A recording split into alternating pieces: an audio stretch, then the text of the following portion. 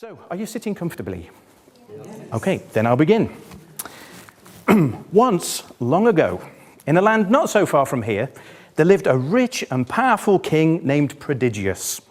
And our story begins on Prodigious's 50th birthday, and he decided to have a very special event.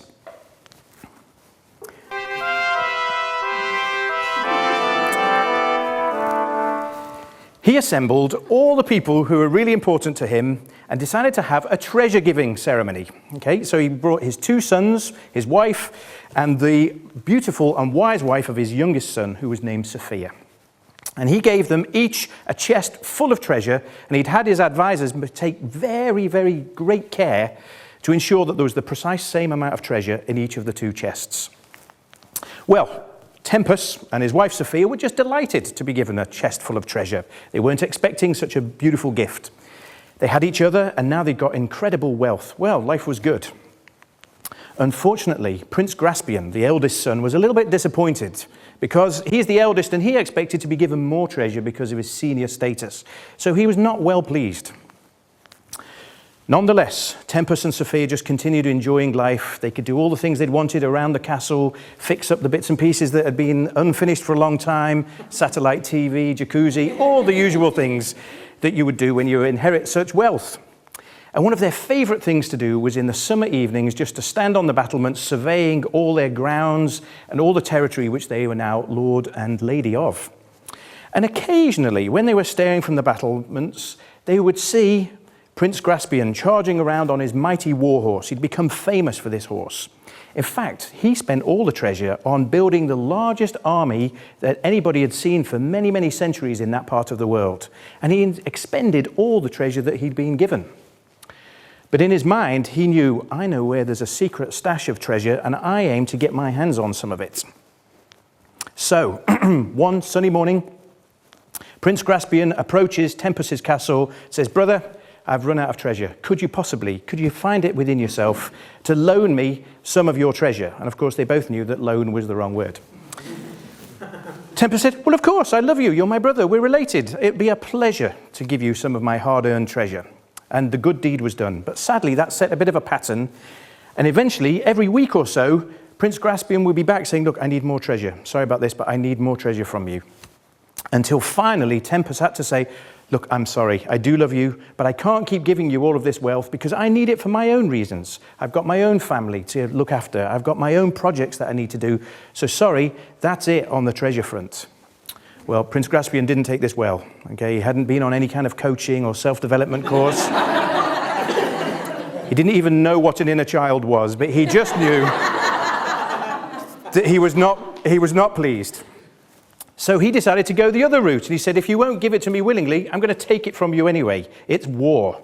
And he got his army out and said, "Folks, assemble. We're going to go and take some treasure." Well, Tempus heard the news and he realized it's trouble time, and this is not what I wanted, but I've got no choice. I have to defend what's mine and what's important to me.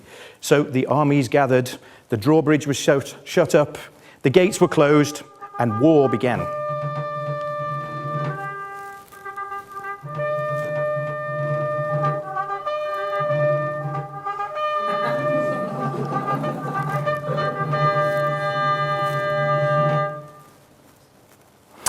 A scary battle, I'm sure you'll agree. So,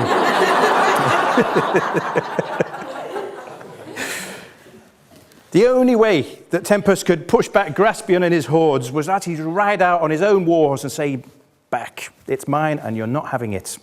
But of course, nobody likes being at war all the time, do they? Nobody likes being shut up with all the defenses up and the gates closed. Nobody likes to live like that. And Tempus and Sophia were the same. They wanted to go out and just enjoy the scenery, enjoy the countryside. And a sunny morning arrived and they decided, let's take a walk in the grounds. It's been a stressful time. It's been a difficult period in our lives. So let's just go and enjoy. And they were so keen to go and enjoy that actually they made a critical mistake. They forgot to put the drawbridge up. You've all been there, right? You know what it's like with a drawbridge. Sometimes you just can't be bothered to put it up, can you? Well, of course, Graspian seized the opportunity. He realized this is his moment, and while they're off enjoying the scenery and enjoying themselves generally, he's sneaking in. He knows what he wants. He knows where it is. Finally, he lays his hand on the treasure. I've won. I'm the victor. They've lost, and I'm getting what I want. So, Tempus and Sophia come back from their walk, and sadly, the story does not end well for them.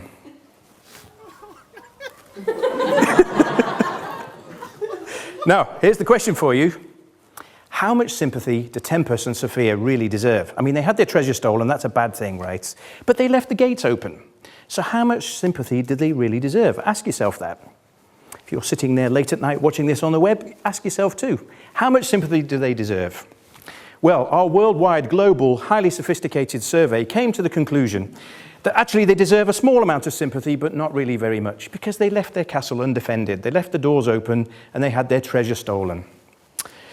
So let's update the parable a little bit. Obviously, we need a name for the treasure. And again, we've conducted global surveys here. And the best answer, according to our survey, was, it could be our time, right? Didn't see that coming, did you? What if the treasure was our time? Okay, and what if we were trying to defend our time and stop the wrong people taking it? Let's think about some of the gates. What could they be? Well, how about my email client? That's a means by which people can sneak into my world and demand my time, isn't it? You ever find that? Doing emails late into the night because somebody else decided to send it to you and demand some kind of response from you? They're stealing your time. How about your door, your office door, or even the front door? Knock, knock, have you got a moment? Well, in my head it's no, but I feel obliged to say, yes, of course, come in. They're taking my time. How about your phone? Okay, what a marvelous instrument that is. But how easy it is these days for people to just ring up when they decide they want to ring, and I'm obliged to do something about it right now. Even if the thing I decide to do is say, I can't talk to you, still I've had to stop what I'm doing and speak to them instead. So let's think about those three words in the light of not having my treasure stolen by the wrong people. Okay, intend, defend, and then spend. Let's think about intending. Why not attach your time to your future? Okay, think about things that are in the future that need my time right now. Shouldn't that be a priority? Shouldn't I be putting my time there? I should be planning for the future before it happens. That's the best way to do it. If it matters, you need to give it time. You know, lots of people can tell us what their goals and ambitions are. All I need to see is your diary and your bank account, and I'll tell you what your goals and your ambitions are. Because it's where you're spending those two things. That's the giveaway, isn't it? So if it's important to you, how much time are you putting into it? Of course, unallocated time is the most easily lost as well, isn't it? It's the time that I haven't aligned with something. That's the stuff that gets stolen so easily. Defend. Is it a friend or a foe? Even in the story, of course, sometimes we're going to give our time to people who we care about and to causes that matter. We're not saying it's only for me. But when a demand for your time comes, the first question should be, is this from a friend or from a foe? If it's a friend, give it to them. If it's from a foe, you need to keep it for something else. Rule or be ruled.